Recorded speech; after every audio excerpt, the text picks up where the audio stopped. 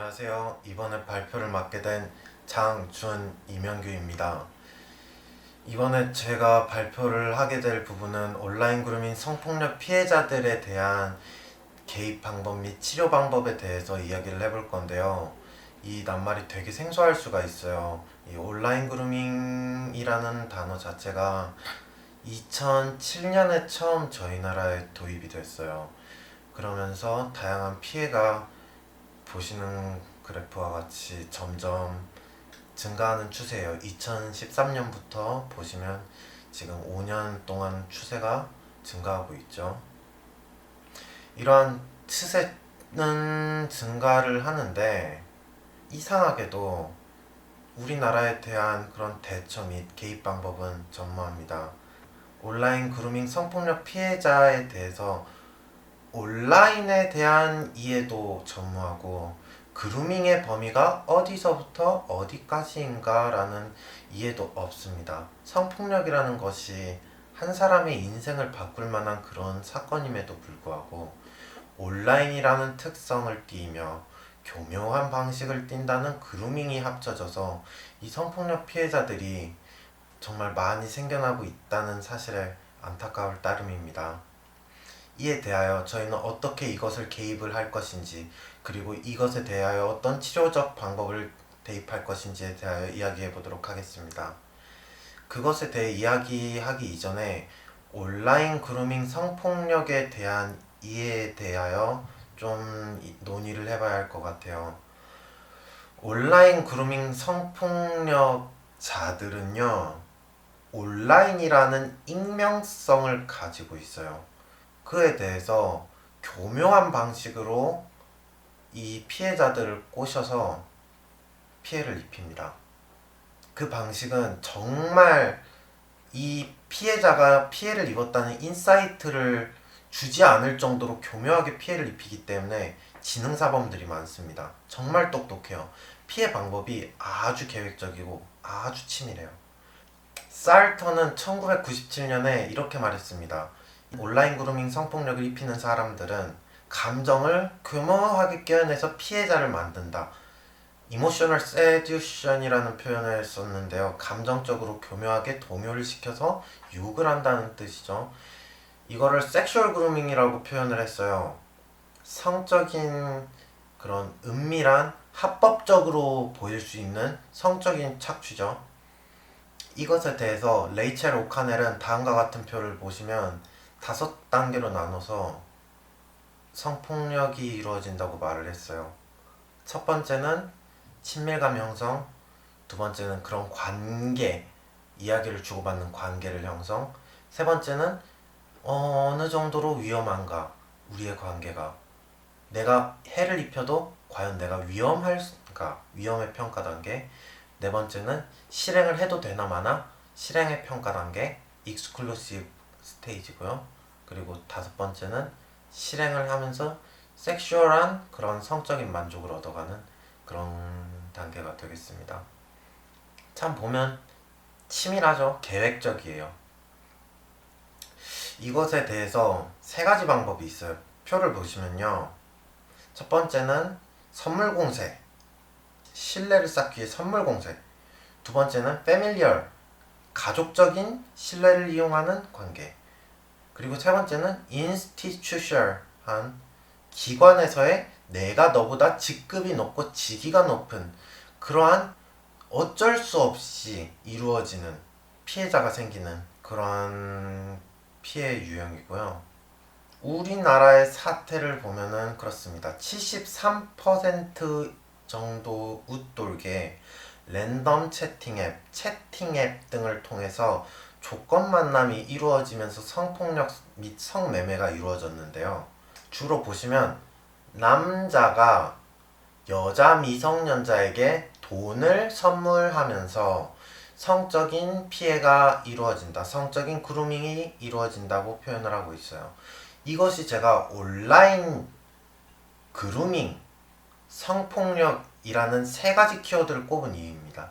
주로 온라인을 통해서 성폭력이 이루어집니다. 근데 여기서 문제가 생기죠. 우리나라는 현재 이것을 통제하기 위해서 앱에서 돈을 못 주도록 이것을 차단하는 방식을 선택을 하고 있는데, 만약에 생각을 해보세요. 조건 만남, 남자가 여자랑 조건 만남을 하는 게 아니라 60대가 80대를 성폭력 그루밍을 해버린다면 어떻게 될까요? 이거에 대해서는 우리나라는 무슨 대책을 할까요? 아니면은 종교적인 이유로 어쩔 수 없는 신체 접촉이었다 해버리면 어떨까요? 아니면 남자가 남자를, 여자가 남자를, 성별이 뒤바뀐 성폭력 그루밍이면 사법 체계에서는 뭐라고 이거를 설명할까요? 그거에 대한 정의가 우리나라는 전무해요. 없어요. 단호하게 없어요. 이거에 대해서 저는 이렇게 말하고 싶어요. 총 4단계로 치료적 개입을 설정을 하고, 그리고 다양한 시스템에서 성폭력을 도와주되 2020년에 맞는 성폭력 방법인 온라인 그루밍 성폭력에 대해서 우리나라는 긴밀한 시스템을 구축해야 한다고 생각을 하고 있습니다. 다음과 같은 체계를 통해서 시스템을 구축을 해요. 하는데 그 이전에 여기서 모자란 게 보이시나요? 성폭력 피해에 대한 이 지원 방법은 이때 온라인 성폭력 그루밍 피해자들의 특징을 못 잡고 있어요. 온라인의 특징인, 그리고 그루밍의 특징을 못 잡고 있어요. 온라인의 교묘한 방식으로 피해자들에게 내가 피해를 당했다는 인사이트가 없다는 점을 고려하고 있지 않아요. 만약에 내가 성폭력을 당했다는 피해에 대한 인사이트가 없다면 이 지원 체계가 무슨 소용입니까? 말짱 도루묵이에요. 우리가 진짜로 이 시스템을, 성폭력 피해 시스템을 이용할 수 있게 하려면 첫 번째로 내담자에게 피해가 있다는 인사이트를 주어야 합니다. 그 인사이트를 주기 위해서는 무엇이 필요하느냐? 꾸준한 그루밍 성폭력에 대한 예방교육이 국가 차원으로 이루어져야 합니다. 그게 영순이에요. 영순이에요. 누가 말해도 막을 수 있는 건 막는 게 최선이고요. 피해를 안 입는 게 최고예요. 예방 교육을 철저하게 이루어져야 하고, 그것은 온라인의 특징, 그루밍의 특징을 완벽하게 잡아내야 합니다. 치료 및 개입 방법으로는 다음 4단계와 같습니다. 우선 이야기를 논하기 전에 저희가 해야 할 말이 있어요. 이 심리 상담 프로그램을 어떻게 개입을 할 것이냐 논하기 전에 일단 전체적인 과정을 알아야 해요. 이 피해자가 어떻게 다루어지는지, 피해자도 다루어지는 방법도 모르면서 내담자를 대한다? 그건 어불성설이거든요.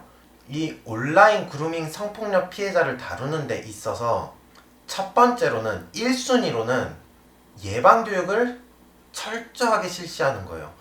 당신이 이러한 피해를 입었을 수도 있다. 만약에 당신이 그러한 피해를 입었다면 언제든지 신고하고 언제든지 와라. 그 예방교육을 실시하는 게 1순위고요. 2단계는 이 피해자를 긴급하게 보호를 하는 겁니다. 피해자의 신변을 보호하고 가족의 신변을 보호하고 보복이 없도록 우선적으로 국가 차원에서 나서서 이 피해자를 막아주는 것입니다. 그리고 3번째 단계로는 이 가해자의 신상 정보에 대해서 규명을 하는 겁니다. 그렇게 돼서 가해자가 신상 정보가 잡히면은 마지막 4단계로는 가해자에 대한 심판 및 처벌이 이루어지는 것입니다. 우리가 이 내담자를 도와줄 수 있는 방법은 이 1단계에서 흔히 말하는 위기상담으로 이 성피해에 대한 복구, 자아 강도가 어떠한지, 아니면 성피해에 대한 트라우마가 생겼는지를 평가해 볼 수 있는 단계는 다음 1단계입니다. 한번 보세요. 쭉 보시면 성폭력이니까 성폭력 다루듯 할 거예요.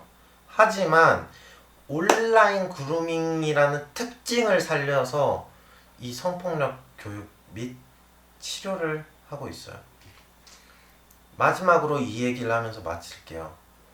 만약에 심리 상담학적으로 사람을 도우려면 심리학이라는 게 원인을 규명해서 그 이유를 찾는 학문이라고 생각을 해요.